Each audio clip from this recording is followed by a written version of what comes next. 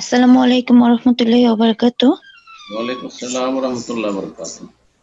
শাহেক, আমি dahlia Rahman UK থেকে একটা প্রশ্ন করব। বলেন। জি, আমার প্রশ্নটা একটা হাদিসের উপর। হাদিসটা হচ্ছে যে হযরত ইবনে আব্বাস রাদিয়াল্লাহু তাআলা উনি বলেছেন যে হিজড়ারা জিনদের সন্তান। তো কোন এক লোক হযরত ইবনে আব্বাস রাদিয়াল্লাহু তাআলাকে জিজ্ঞেস করেন যে এমনটা কি করে হয়।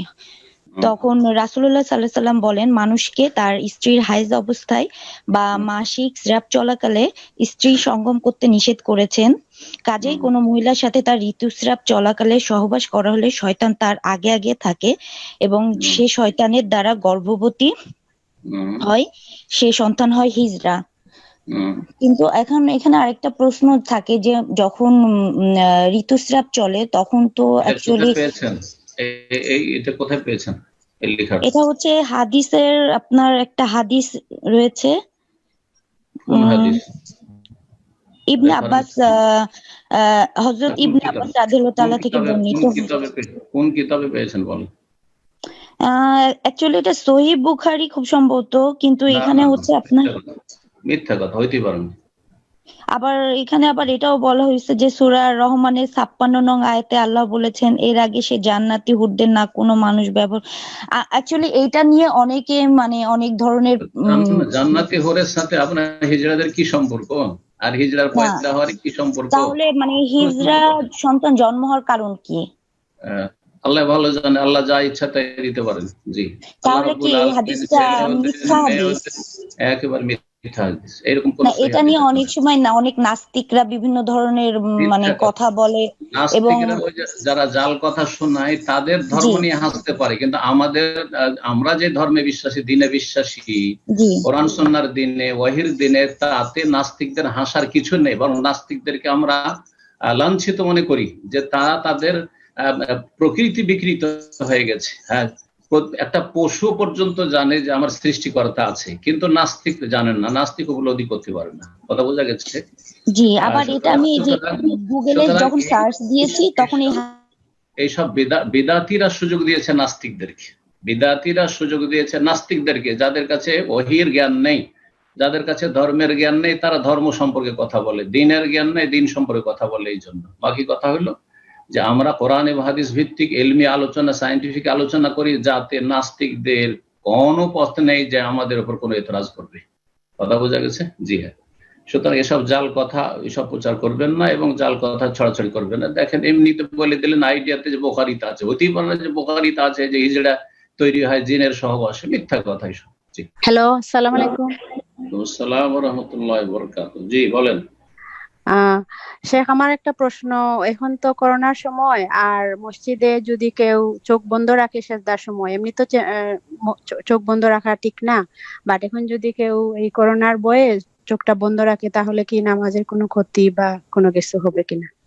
আসসালামু আলাইকুম। করোনার ভয়ে চোখ বন্ধ কেন রাখবে? চোখ দিয়ে কি করোনা ঢুকে নাকি?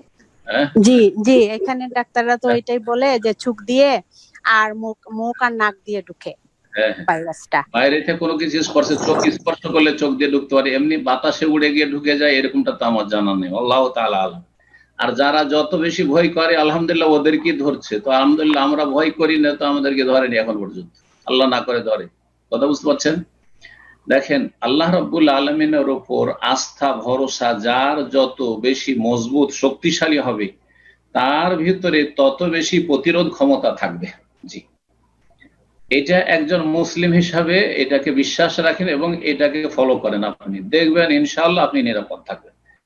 আর যারা যত বেশি পার্থিব মাধ্যমগুলি অবলম্বন করছে, আল্লাহর উপর মোটেই আস্থা নেই, হাহাকার অবস্থা, এই করোনাতে মনে হয় গেলাম মরলাম, তাদের অবস্থা খুব খারাপ। এই জন্য বড়দের ঘরে, যাদের ঘরে ইমানে দুর্বলতা আছে, ইমান আমলে অভাব আছে, তারাই বেশি আক্রান্ত হচ্ছে। কথা বোঝা গেছে না? সুতরাং ওইসব না করে আর চোখ বন্ধ করে সালাত পড়া অপছন্দনীয়। চোখ বন্ধ করে সালাত পড়া অপছন্দনীয়, হারাম না জায়েজ নয়, কিন্তু অপছন্দনীয়। কারণ সেখানে সাপ বিচ্ছু সামনে আসতে পারে বা কিছু হতে পারে অপ্রীতিকর, চোখটা খোলা থাকবে, এটি হচ্ছে আসল। চোখ, তবে ওলামারা বলেছেন কারো যদি সামনে এমন কিছু আছে, হয়তো রঙিন কিছু আছে, নকশা আছে, যাতে খুশু নষ্ট হচ্ছে, সেই জন্য যদি চোখটা বন্ধ করে তাহলে জায়েজ, কার উদ্দেশ্য সব খুশু বাড়ানোর জন্য, কিন্তু ইচ্ছা করে চোখ বন্ধ করবে না, ইচ্ছা করে চোখ বন্ধ করবে না। আর ইনশাআল্লাহ তাআলা সালাত অবস্থায় আল্লাহকে যদি সত্যি অন্তর থেকে ডাকি তো আল্লাহ হেফাজতে রাখবেন, আল্লাহ হেফাজতে রাখবেন। আর তারপরে যদি কেউ আক্রান্ত হয়, ভালো মানুষের আক্রান্ত হচ্ছেন, আলেম ওলামা নেক লোকেরাও আক্রান্ত হচ্ছেন। আজকে আল্লামা আলবানী রহমতুল্লাহ আলাইহির বিশিষ্ট ছাত্র, বড় আলেম একজন মুহাদ্দিস, তিনি ইন্তেকাল করেছেন করোনায় আক্রান্ত হয়ে। বলছি না যে ভালো মানুষের আক্রান্ত হবে না, কিন্তু আক্রান্ত হলে শহীদ হবেন ইনশাআল্লাহ, শাহাদাতের মর্যাদা পাবেন। এর চেয়ে বড় মর্যাদা কি হইতে পারে? যে রণক্ষেত্রেও যেতে হলো না, আর বাড়িতে বসে বসে বিছানায় শুয়ে শুয়ে যদি কেউ শাহাদাতের মর্যাদা পায় তো সৌভাগ্য, আলহামদুলিল্লাহ। সুতরাং মুমিনকে যে কোনো অবস্থায় আলহামদুলিল্লাহ বলতে হবে। আল্লাহ যেন আমাদের সবাইকে হেফাজতে রাখেন। আবার বলছি যে আল্লাহর ভরসা মজবুত করেন, আর সালাতকে যথাসাধ্য আপনার সুন্দরভাবে আদায় করার চেষ্টা করেন। মাকরুহ বা অপছন্দনীয় কাজ সালাতের ভিতরে করবেন না জেনে শুনে। তবে বেশ কিছু বিষয় রয়েছে যে বিষয়গুলিতে সরকারি আইন আপনাকে বাধ্য করছে, অথবা অপর মহল মসজিদের কর্তৃপক্ষ আপনাকে নির্দেশনা দিচ্ছে যে দূরত্ব বজায় রাখেন, মুখে মাস্ক নিয়ে আসেন, একটু দূরে দূরে দাঁড়ান, সেটা দাঁড়ায়েন না, ঠিক আছে, আইন কানুনগুলি মেনে চলেন, এতে আমাদেরই কল্যাণ রয়েছে, বৃহৎ স্বার্থের জন্য বলা হচ্ছে। কিন্তু এটা মনে করিয়েন না যে সেটা দাঁড়াইলেই আমরা আক্রান্ত হয়ে যাব, আর দূরে দূরে থাকলেই বেঁচে যাব। না না না, যখন ধরার তখন ধরেই ফেলবে, যখন ধরার আক্রান্ত হয় তখন আক্রান্ত হয়ে যাবে। আল্লাহ যেন আমাদের সকলের হেফাজত করেন এবং ভালো অবস্থায় আল্লাহ ভালো মানুষদেরকে রাখেন। জাযাকুমুল্লাহ। আসসালামু আলাইকুম ওয়া রাহমাতুল্লাহি ওয়া বারাকাতুহু। ওয়ালাইকুম আসসালাম ওয়া রাহমাতুল্লাহি ওয়া বারাকাতুহু। বলেন, শেখ ভালো আছেন? জি আলহামদুলিল্লাহ। রিয়াদ থেকে বলছিলাম। মাশাআল্লাহ মাশাআল্লাহ, বলেন। শেখ, আমার প্রশ্নটা হলো, আমরা যে এখানে সৌদি আরবের মধ্যে যে ব্যাংকের অ্যাকাউন্ট করেছি, তো এই অ্যাকাউন্টের মাধ্যমে আমরা পয়সা ট্রান্সফার করি। যেমন একটা চার্জের মধ্যে আমি আরো 2-3 জনের পয়সা নিয়ে নিলাম, নিয়ে একটা চার্জের মধ্যে 3 জনের পয়সাটা আমি ট্রান্সফার করে দিলাম।